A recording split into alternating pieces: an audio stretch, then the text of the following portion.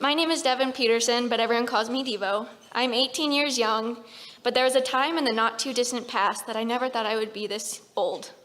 5 years ago, my world went from Technicolor to black and white when I was diagnosed with a rare childhood cancer, acute myeloid leukemia. 1 minute, you're a happy-go-lucky horse girl with a twin sister you adore and torment, an all-sports-playing kid without a worry in the world, and then you're not. But I'm here tonight to tell you how the magical humans of Make-A-Wish, Idaho brought my world back to living color again. Have you ever wondered what you would do if you uncorked a genie from a bottle? If you haven't, try it. It's really, really hard to choose the thing, place, or event that would be your true heart's desire. You're so scared to screw it up. But when you have a fairy godmothers who truly know how to make your dreams out loud, like I did, the exercise alone can take you out of the hellfire of pain that is a life-changing diagnosis. Having something to devote your whole heart to without any strings attached is a chance of a lifetime and one that keeps you fighting to see it through. There is not enough time to express all the gratitude I feel to so many, but suffice to say, I've used a lot of ink in the past 5 years. Tonight, I will focus on the impact of a wish granted on my life. I'll spare you the gory details, but they are etched on my and my family and friends' souls. No human should ever have to experience this, what I have. No, not much less a child. Gracie and I were 12 and headed back to school after a winter break of sledding and hot springs. Gracie had broken her ankle and was going back to school on crutches. I was going to carry her backpack, although I secretly wished I had crutches too. Okay, I was in middle school, it's a tough crowd on a good day. Band-Aids and slings were badges of courage. That back to school morning, I went to Gracie with a weird question. Do my gums look swollen to you? She kind of giggled. I mean, they were comically swollen. Our local doctor chalked it up to a virus, and I stayed home for 3 days. But because we were coming into a holiday weekend, my mom wanted a deeper look into what this could be, so we could enjoy the weekend if it wasn't contagious. Within hours of the blood test, she was called with the order to get to Boise, immediately, in a blizzard, in the dark, after being told her child had cancer. My mom made sure we didn't see her eyes as we made our way the 2.5 hours from Bellevue to Boise that night. We would have seen her fear. Instead, we just chatted in the backseat about whether the zoo might be open, or if we would see our other twin friends while we were there. We didn't know she was frantically trying to reach my dad. Even though this might be a surprise trip, we even thought it might be a surprise trip when they took us to Disneyland when we were 5. I wasn't worried because I didn't feel sick. It was kind of cool, the attention that showed up in the ER. My cousin Sydney, my dad, and our big sister, Amy. It was kind of dizzying, but I still didn't feel sick. When they moved me up to an upstairs room, I knew something was wrong. By morning, I was actually starting to feel sick. I had a fever, and nurses and doctors were all over me. For a stretch, they put hazmat suits on, all of us, because they thought I had something else. I didn't know that my parents had met with an oncologist all night long. I don't think I knew what one was. They had choked down the news of AML and told him exactly how and to whom they wanted it presented. It was to be just our immediate family, and the word leukemia, not cancer, would be used. Cancer, my mom told him, meant death. We had just lost our favorite Harry Potter actor, Alan Rickman, to cancer, and the musician David Bowie. Cancer killed in our eyes. End of story. Instead, the doctor walked in while my mom and Gracie were taking a breather and dumped it on me. You have cancer. Seconds later, the door opened, and my mom stepped in. I knew from the look in her eyes it was true. Gracie thought I was punking her. Once she realized we were serious, she fell back into my cousin's lap in tears. At the time, I didn't really know what I was agreeing to, but I looked at my grieving family and said, I can do this.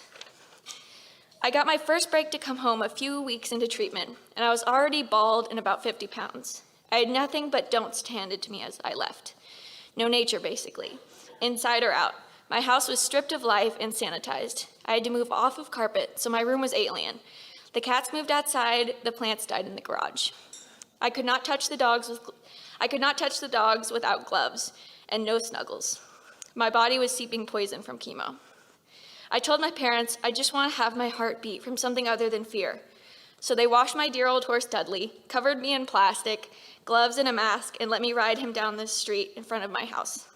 I took off running, leaving them in the dust. I've had and loved horses all my life, but now I knew my life depended on them. I went back to treatment exhausted, but with more hope and fight in me. I had to get back to my animals and my bliss. After 6 months, I was free to return home for a while. I was barely strong enough to even brush my horse, but my parents brought him to a pen across the street so I could visit him as much as I could.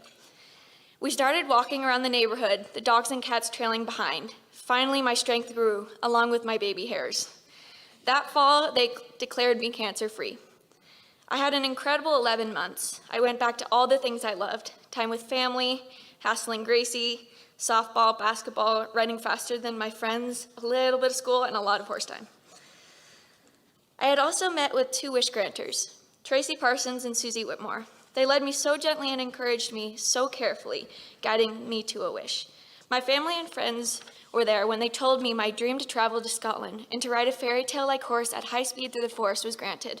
I would get to be brave like my heroine Merida. I was so thrilled with my experience that when I came time to ride in the annual Labor Day parade in my hometown of Bellevue, I convinced my friends to dress up as princesses and superheroes for Make-A-Wish. We were a hit. People were giving us money to pose for pictures, and then a fundraiser, Wide Awake Dreaming, was born. Even before my wish was granted, we raised about $3,000 doing similar events. I had an excruciating migraine that spring that put me in the ER, but because it didn't happen again, they didn't look deeper. See, no one, not even the doctors, want to find out a kid has cancer again. And other than the migraine, I felt pretty good. I was feeling a little unsteady on one side when we hiked, but still, I was ready to get back to the 7th grade with Gracie. Sadly, Dudley was starting to show his age. He was developing arthritis and couldn't be ridden. It was heartbreaking, but I stood by him the way he did me. Trouble, they say, comes in threes. I'd just spoken to the Optimist Club in Twin Falls about my journey when another migraine hit. I muscled through for a week, even drove a team of horses from my sister's camp and taught a little boy to ride. My head was exploding. I was starting to limp and I had double vision in one eye. Then my puppy died suddenly. He was one of my heroes throughout my life. It was so unfair. I really felt sorry for myself, but this was wow. Gracie knew something was wrong at the end of the week when she took the stage at her camp's closing performance and I wasn't in the audience. By 3 a.m., after 3 trips to the ER, we got word that I had relapsed and it had traveled to my brain. I was taken by ambulance in Boise. Those things are not comfortable. People whispered around me, but this time I couldn't see them to judge how in danger of dying I was. The morphine made my body scream, but no sound came out. I really only remember the walking nightmares that everything was trying to kill me. Since then, I still don't remember much of what happened, but I look back at the pictures and see I wasn't all there, but I felt everything. Fast forward a month, and we were fast-tracking to a bone marrow transplant in Utah. It was days before our 14th birthday. I couldn't see, I was in incredible pain, but I still celebrated with my friends, and of course Dudley. I was back on the path to the unknown, but with my wish on the horizon, I had renewed hope. If only we had all night, the stories I could tell. But the next year included moving with my mom to Utah, radiation and chemo, finding out my sister and I were actually not identical, and my dad being my bone marrow transplant donor. It was total isolation for 90 days, a lot of uncertainty, a rescue dog named Hiccup, and a Dolly Parton impersonator that became an amazing inspiration and friend. As the process unfolded, it became evident that my dream of easing my family's stress by taking them on a trip was going to be further away than ever. My immune system's memory was completely erased. I couldn't take any vaccines for at least a year. With cancer, now with COVID, I've had to spend my entire high school experience in online classes. It has cost me friends and family time. Through it all, my wish granters stayed in touch. They reminded me that I could always change my mind and my wish.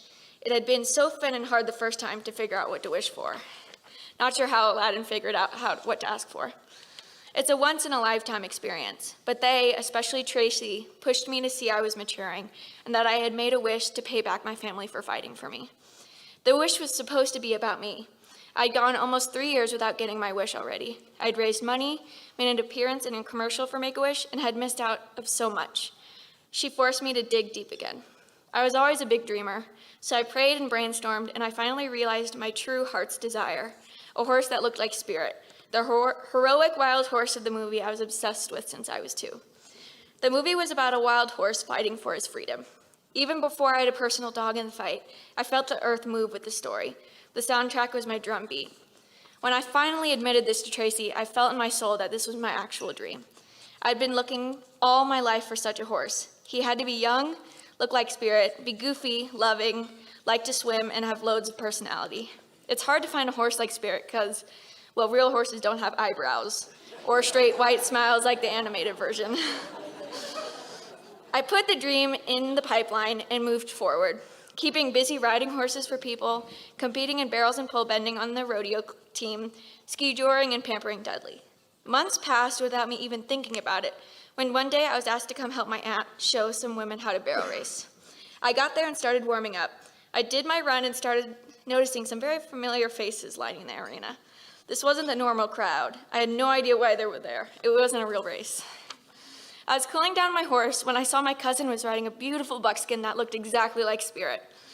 I rode over to my dad and whined, "Of course, Pa has a beautiful buckskin. That is exactly the horse I'm looking for." Dad kind of turned away. He had a mask on, so I couldn't see his face or he would have given it all away. Then it happened. Tracy appeared in tears to introduce me to my new horse. I was shaking, hiding the tears of joy that were coming fast. I looked into his eyes and I saw myself. I got on him and he fit like a glove. Our hearts beat as one. Coda, like Dudley before, gives me a reason to get out of bed. He's teaching me so much about patience and responsibility. Not only is he and Make-A-Wish the subject of my senior project, but he will be part of the fundraising team that was inspired by my experience with this organization. Though I still have doctor's appointments, shots, infusions, and uncertainty, Coda gives me hope. Sometimes you've got to be careful what you wish for. My dream horse thought he was being funny when he sat down with a smile on a truck and dented the hood. A few months after we met. I had to turn away. I couldn't let him see my eyes laughing when I should have been giving him a stern talking to. Dreams don't always look the way you imagine them, but dreaming is a gift that keeps on giving. Thank you for bringing even the craziest of dreams alive and giving me the best gift I have ever gotten, life.